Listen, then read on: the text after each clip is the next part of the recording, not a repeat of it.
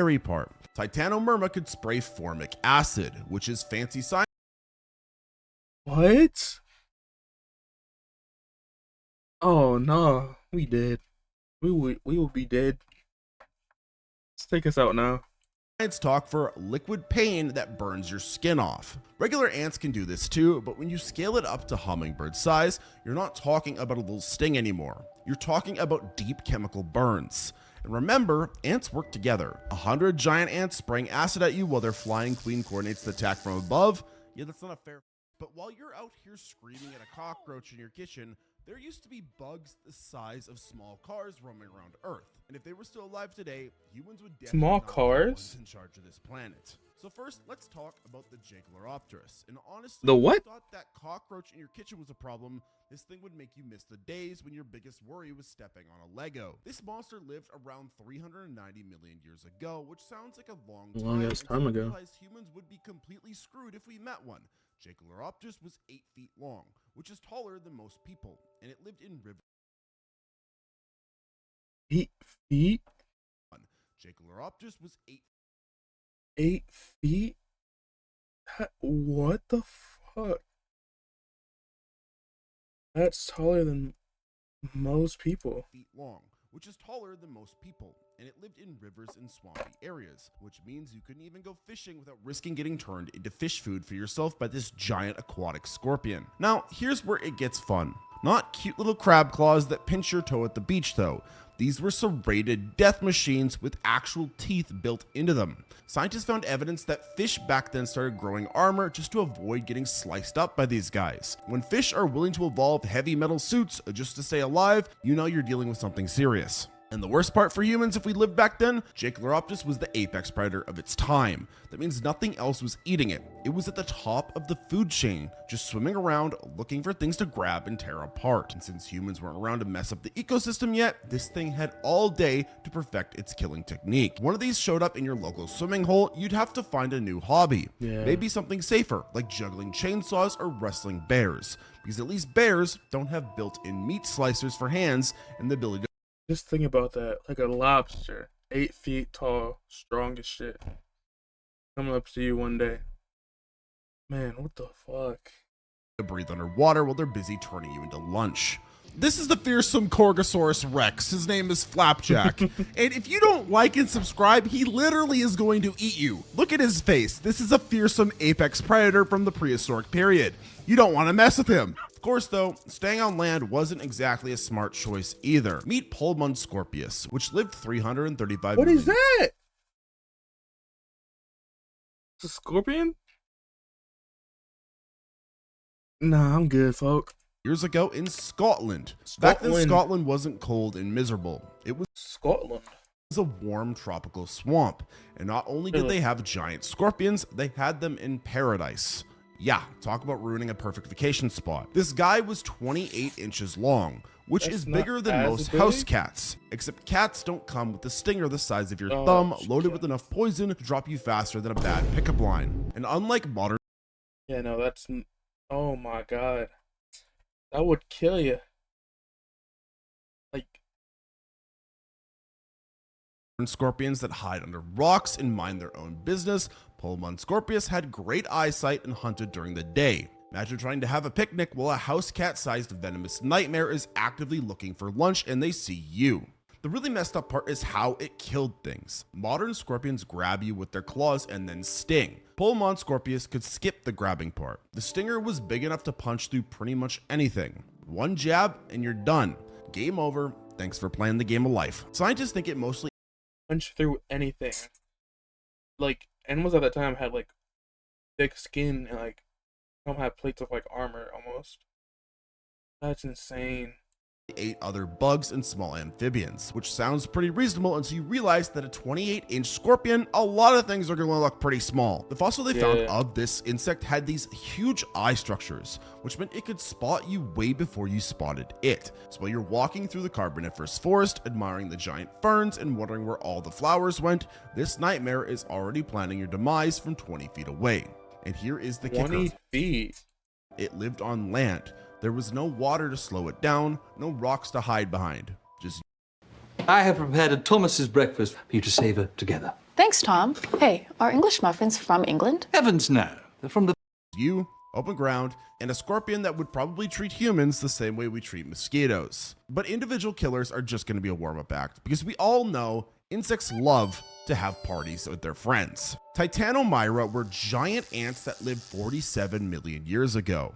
And if you've ever watched people lose their minds over a single ant at a picnic, you can probably guess how humans would handle swarms of ants the size of hummingbirds. Hummingbirds? Hummingbirds. What do you mean? What do you mean by what the fuck?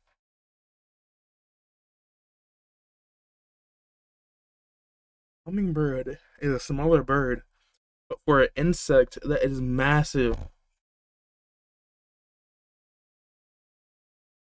Garden variety sugar stealing kitchen invaders. The queens were 6 inches long with 15-inch wingspans, which means they could fly. Flying ants, Man. giant flying ants. I'm sure that would go over great with people who already scream when they see a house spider. But size wasn't even the scary part. Titanomyrma could spray formic acid, which is fancy science. What? Oh no, we dead. We will be dead. Let's take us out now.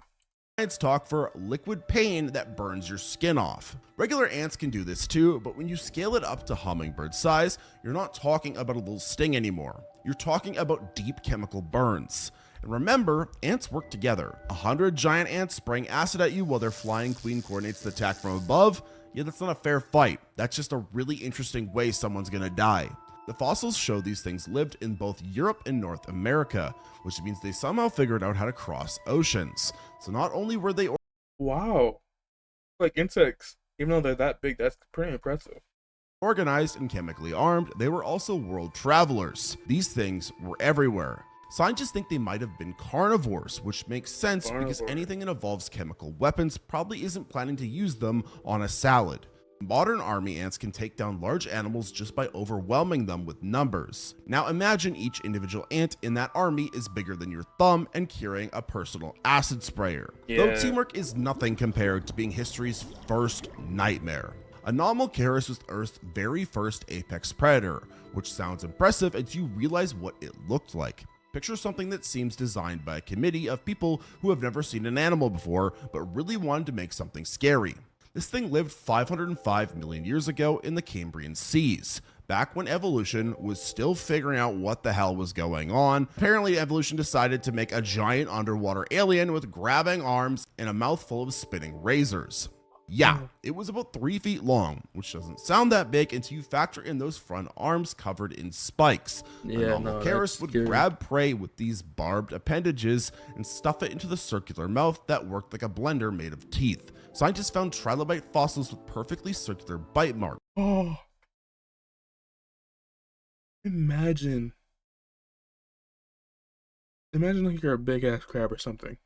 You get grabbed and then get put in a blender. Oh my god, that had to suck. Which is both fascinating and deeply disturbing because they came from Anomalocaris. The really unfair part about this bug was its eyesight. This thing had compound eyes with over 16,000 lenses, meaning it could see you way better than you could see it. And Yeah, since this was everything could see underwater, us better than you'd we be could see busy it. trying not to drown while it calmly swam over to grab you with its nightmare arms. What gets me is that evolution looked at this design and thought, yes, this is fine. Let's make the first big predator look like something that crawled out of a 2-year-old's nightmare. And it Yeah, worked. that really is Anomalocaris creepy. dominated the ancient seas for millions of years, far longer than we have been around. If time travel ever becomes possible, maybe skip the Cambrian vacation package. Sure, the beaches might be nice, and there might be a lot of beaches, but spending your whole trip being hunted down by something that looks like it was drawn by a kid who really hates fish might not make for the best vacation out there. But at least those things were trying to kill you. What is that? Alright. Unlike the Arthropleura. Arthropleura was 8 feet long and probably 8 just feet. wanted to eat some dead leaves That's in peace. crazy. Unfortunately, weighing several hundred pounds while being the size of a small car makes peaceful a relative term when you're sharing space with anything that bleeds. This thing lived in the Carboniferous swamp forests 315 million years ago, back when trees were still figuring out how to be trees, and everything was just slightly cursed. Arthropleura looked like someone took a regular millipede and fed it nothing but protein powder and steroids for a million years. Yeah. Weird part is that it probably wasn't even carnivorous. Scientists think it ate rotting plants and fungi. And when you hear plant eater, you think, oh, that sounds harmless. So you remember that something half a meter wide doesn't need to be hungry to ruin your whole week. Just walking would be enough. I mean, look at the hippopotamus. That thing eats lots of plants. It is still incredibly dangerous. Imagine you're taking a Nah, hippopotamus is like terrifying once you really think about it. They don't even swim. They just be running underwater. nice stroll through the prehistoric forest, admiring the giant ferns and wondering why everything smells like a swamp, when suddenly you hear this rustling sound. You turn around and there's what looks like an armored bus with dozens of legs just casually crawling It's like a fucking centipede. towards you because it smells some tasty decomposing wood in your general direction. Even if Arthropleura had zero interest in eating you, getting stepped on by something that weighs as much as 3 washing machines would pretty much solve all of your problems permanently. And that's assuming you don't panic and run straight into a tree or fall into a bog while screaming. Modern millipedes sometimes release toxic chemicals whenever they're threatened, so scale that up to something the size of a couch, and you might get sprayed with enough irritating fluid to blind you or burn your skin off.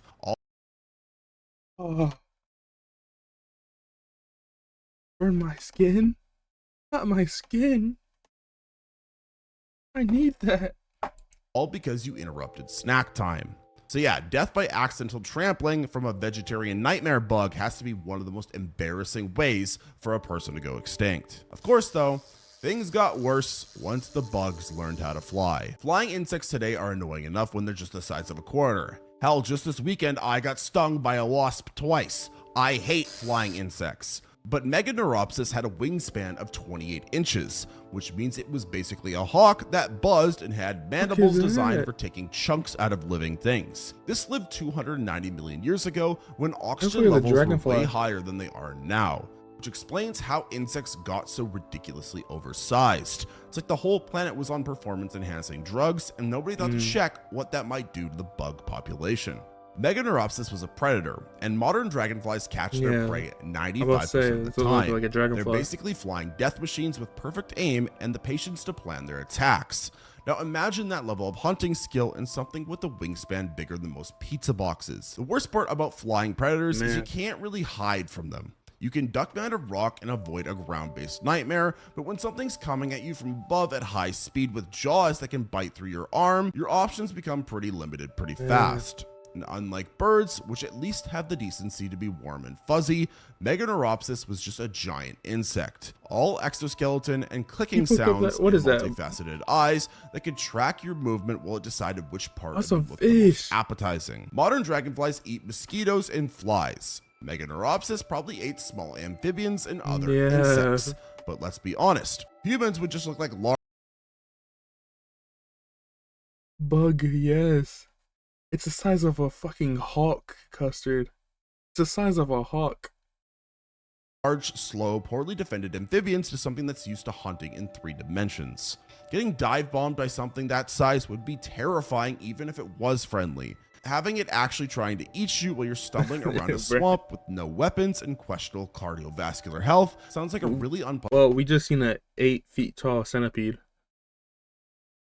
Way to spend your last few minutes on Earth. But apparently 4 wings wasn't scary enough because evolution really went overboard with Mazotherios. Someone upstairs looked at regular insects, decided they need more wings and a built-in stabbing weapon, which seems excessive, but here we are. This thing had 6 wings instead of the normal 4. Apparently flying wasn't complicated enough already. It lived 309 million years ago in river deltas, back when Earth was still workshopping what counted as a reasonable animal. The wingspan reached up to 2.8 feet across, which is impressive and scary enough until you look at the proboscis. That's the technical term for a needle-shaped mouth that's part designed to puncture things. Mazotherios use it to drink plant juices, but sharp pointy objects don't really care what their original purpose was when they're heading towards your face. Here's what would happen if you met one. You're walking along, minding your own business, when this massive six-winged thing comes buzzing at you. Your brain immediately shorts out because nothing in your experience prepared you for an insect the size of a dog with that The size of a dog. An insect the size of a fucking dog. many moving parts. In your panic, you probably wave your arms around, which just makes you look like a threat. Now Mazotherios is stressed too, and when insects get stressed, so good luck trying to swat it away. Though getting stabbed beats getting accidentally murdered. Agirocassis was actually What is that? trying to be nice. It was a filter feeder that just wanted to swim around eating tiny floating stuff and bothering nobody. Unfortunately, being 7 feet long and covered in spiky parts makes harmless a tough sell. This lived 480 million years ago in shallow seas, and it had these huge front arms covered in bristles and spines that it used to strain plankton out of the water. Think of it as underwater lawn mowing, except the lawnmower was the size of a person and had armor. The problem with accidental killers is that they don't mean to hurt you, which somehow makes it worse. You're just swimming along, maybe trying to figure out why you're in the prehistoric ocean to begin with, when suddenly there's a massive segmented thing coming at you with its mouth wide open. Your first instinct would be get out of the way, but Agirocassis is just following its feeding pattern. It's not hunting you. You're just in the wrong place, but those spined arms don't know the difference between plankton and human skin in the moment. If you got caught in its filtering apparatus, you'd basically be getting processed through a living strainer made of knives. Even if Agirocassis realized you weren't food and tried to spit you out, all that thrashing around would just drag you across more sharp edges. The really unfair part is that Agirocassis would probably be just as freaked out as you. Yeah. Here it is, trying to eat some nice peaceful plankton, when suddenly there's this weird pink thing stuck in its mouth making all kinds of noise.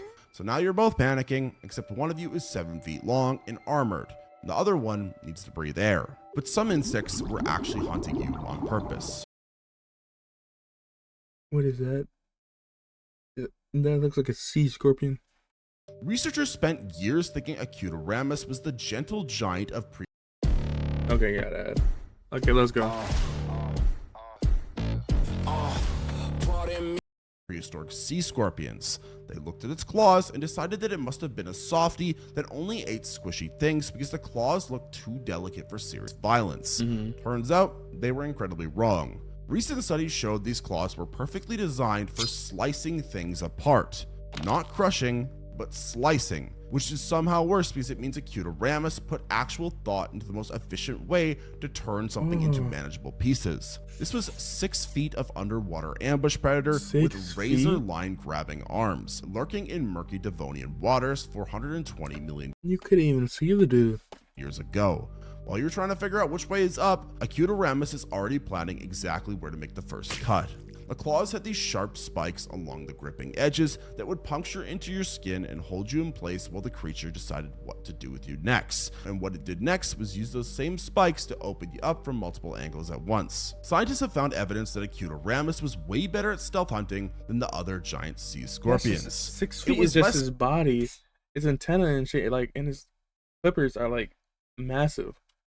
Thrashing around and more precise targeting. It would wait until something was in the exact right position and then strike fast and clean. What makes this particularly unfair is that you wouldn't see it coming. The water would be dark and you'd be busy not drowning, and suddenly there are these spiked arms wrapped around you from behind. By the time your brain processed what was happening, you'd already be getting processed yourself. Even the name means sharp branch, which sounds innocent until you realize they're talking about weapons, not trees. Though precise killing takes effort when you can't just steamroll people, like the Hippotopterus. Why bother with fancy hunting techniques when you weigh more than a small truck and everything else is made of soft, squishy parts? That was apparently Hippotopterus's whole philosophy, and honestly, it's hard to argue with the results. This was the heaviest arthropod that ever lived. It was 6.5 thousand. That's 1,100 pounds. 1,100 pounds. You telling me it's 6 foot and 1,100? Okay.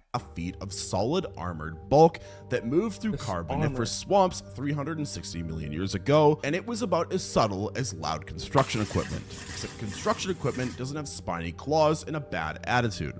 Hippotopterus didn't chase things down because it didn't need to. It just shuffled along the bottom of swamps, looking for stuff to rake through the mud with its spiky arms. You happen to be in that mud, well, that was your problem to solve. The fossil trackways show it could even crawl onto land for short periods, which is terrifying when you think about it. You finally make it to shore, think you're safe from all the underwater nightmares, and then several 100 pounds of armored arthropod comes crawling out of the swamp after you. Getting pinned under Hibbertopterus would be game over immediately. There would be no dramatic chase scene, no clever escape plan, just a brief moment of why is the ground moving, followed by becoming a prehistoric pancake. Even if it wasn't actively trying to kill you, accidents happen when you're that heavy and covered in sharp edges. One wrong step and you're paced. One defensive swipe with those spiny arms and you're in several pieces. The trackways also suggest it spent a lot of time just sitting in one spot, probably waiting for food to wander by. So you could be walking through a perfectly normal prehistoric swamp and suddenly step on what you thought was a rock, except rocks don't usually grab you back. But other prehistoric bugs refuse to even pick a habitat to begin with, which made them that much more scary. Having a safe space used to be important for survival. Water bad, land good. Or land bad, water good. Pick one, stick with it, hope for the best. But Brontoscorpia looked at this whole system and decided it was stupid. This was 1 meter of thunder scorpion that could chase you into the water, then follow you back onto land when you tried to escape. It lived 430 million years ago, back when most animals were still figuring out if they wanted to be fish or not. Brontoscorpio had already solved that problem by just being both. The stinger was the size of a light bulb, which sounds small until you remember that light bulbs are actually pretty big when they're being impaled into you and full of poison. One hit from that thing and you'd be done before you hit the ground. What made this whole situation unfair was the element of surprise. Yeah. Both of them are bad.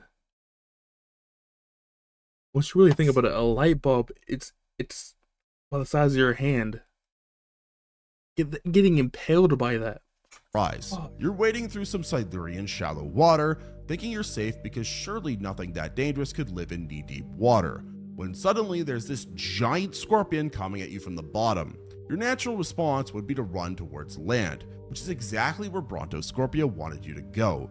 It could crawl right out of the water and keep chasing you. Faster on no land timeouts, no base where you're safe. Just continuous scorpion pursuit until one of you got tired or was dead. And if you tried to go deeper into the water to escape, well, good luck holding your breath while a meter-long venomous arthropod tries to grab you with its claws and stick you with a poison needle. At least on land. This is how I became the most productive version of myself. Before, I used to scramble through meetings. You could run in a straight line. Underwater, you're basically just floating there waiting to get stung. The worst part is that Brontoscorpia was probably faster than you in both environments. But now let's move on to insects that scientists got completely wrong. Let's talk about Megarachine. Back in 1980, researchers found what they thought was the largest spider that ever lived. Museums made models, science books. What they thought was the largest spider that ever lived. Museums made models, science books got updated, and everyone agreed that giant spiders were officially the worst thing about prehistory.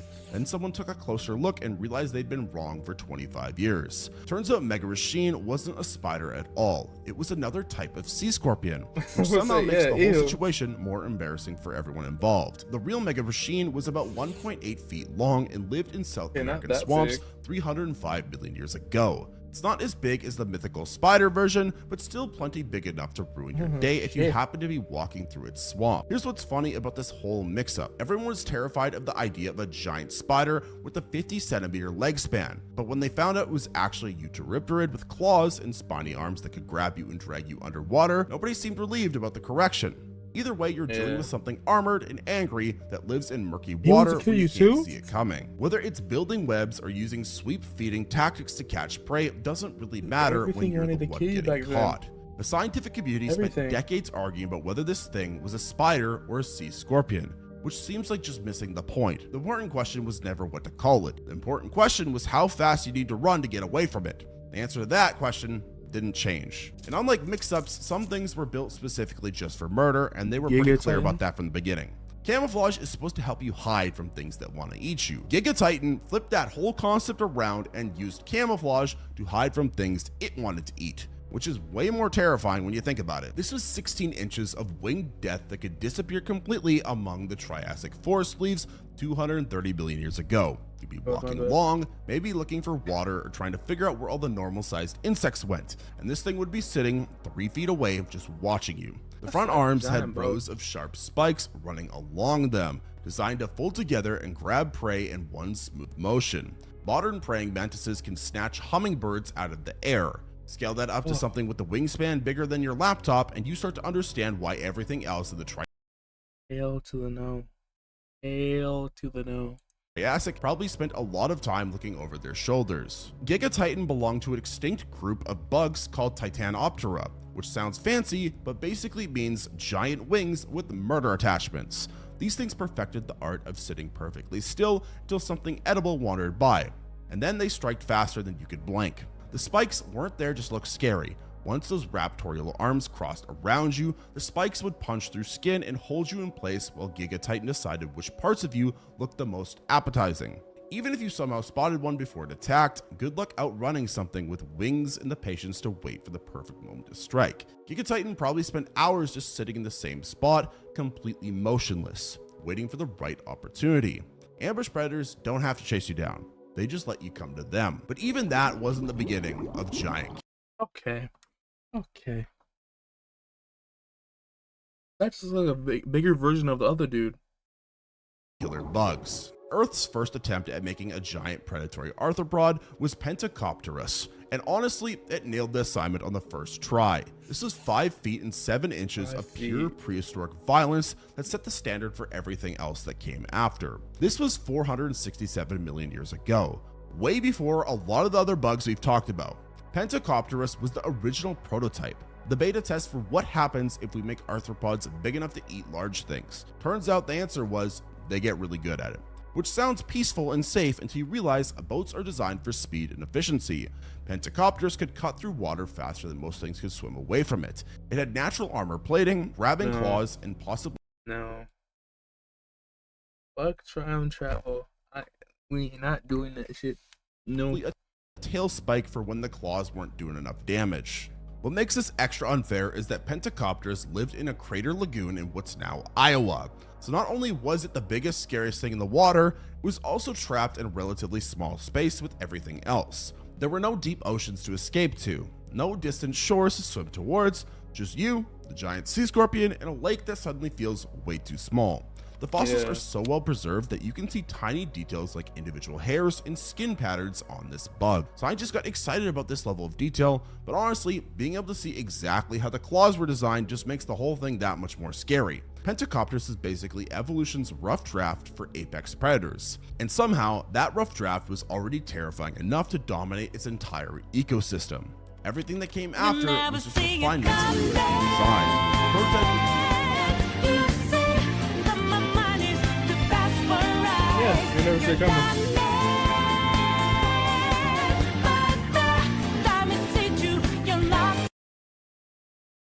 That thing is giant. That thing is giant.